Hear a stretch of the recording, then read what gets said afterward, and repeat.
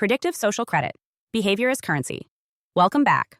I'm Adeline, 11 times published author, and this is the Predictive AI series. In a world where data defines you, your worth is no longer determined by your abilities or achievements. It's determined by how the system predicts you will behave.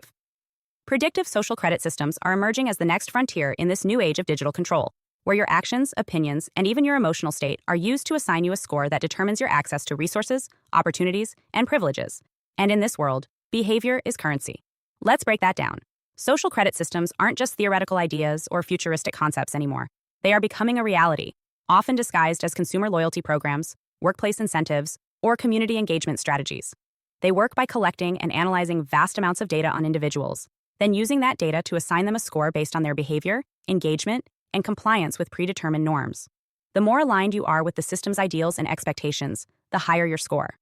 The more you comply, the more you are rewarded. Deviate from the norm, however, and your social credit score starts to drop, potentially leading to real-world consequences like reduced access to services, limited travel opportunities, or even social exclusion. At its core, predictive social credit uses algorithms to predict not just what you will do, but how you will fit into the greater societal framework. These systems collect data from your digital interactions, social media posts, purchases, browsing history, text messages, and even your offline behavior through surveillance technologies like facial recognition and GPS tracking. They analyze your behavior patterns, then assign a score that reflects your perceived value to the system.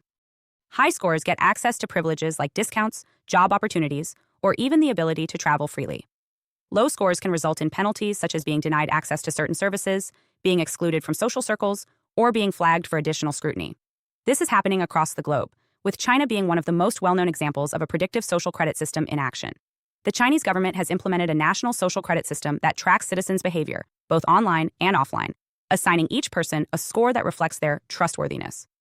The system takes into account everything from financial behavior, criminal records, and online activity to things like personal relationships and even the content of text messages. If you're flagged as a low-risk individual, you can face consequences such as being barred from travel, being denied loans, or being excluded from certain social or business opportunities. On the flip side, if your behavior aligns with the system's expectations, you can enjoy benefits such as higher quality healthcare, easier access to loans, and social rewards. But China is not alone.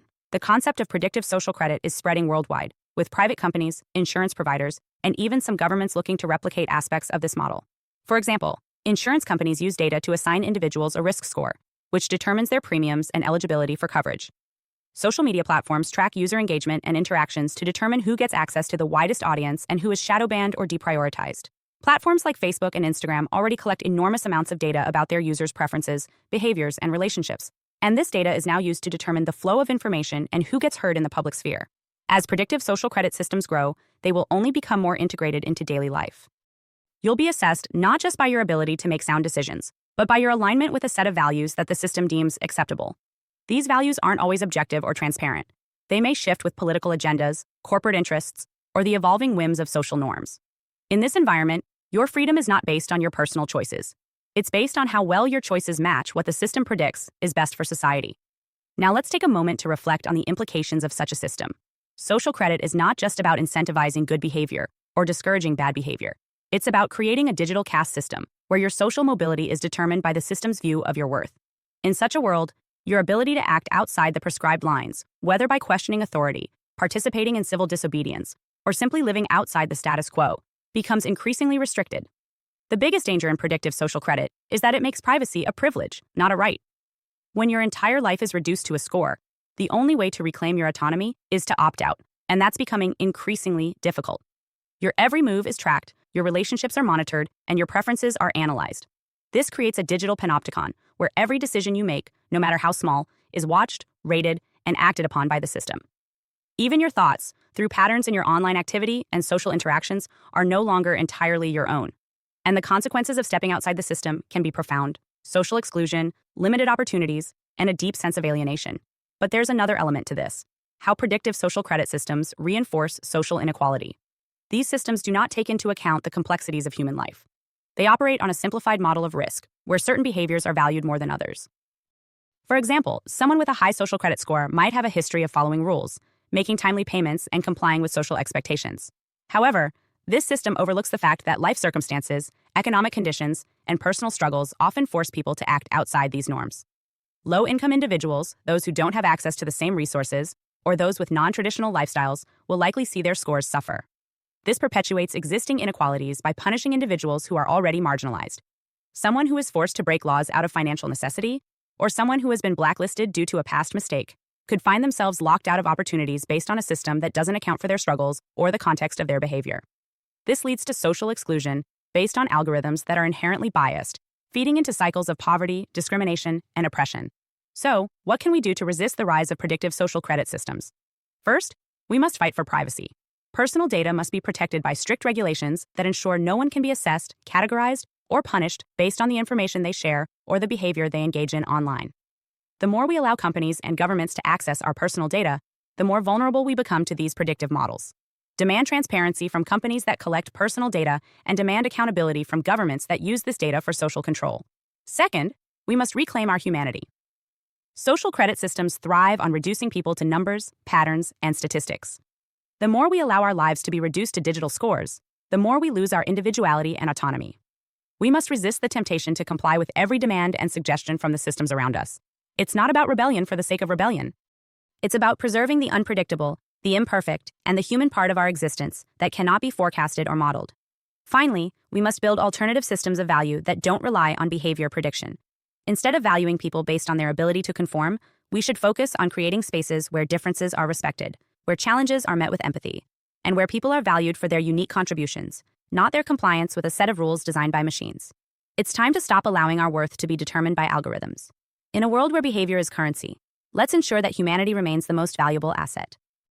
Hi, I am Adeline Atlas, 11 times published author, and SOS, School of Soul has a brand new series, the AI and Future Technology series. Look, you know the world is changing, and no, it's not going back to normal. Normal is over, and what's coming next is beyond anything we were prepared for. The School of Soul, AI and Future Technology series includes 319 videos on 1. The Download Society, How Data Has Replaced Destiny. 2. Predictive Future. Your next moves aren't random, they're forecasted. 3. Social Credit Systems. The behavioral economy now governs access. 4. Hive Mind. Synthetic telepathy and collective algorithmic control. 5.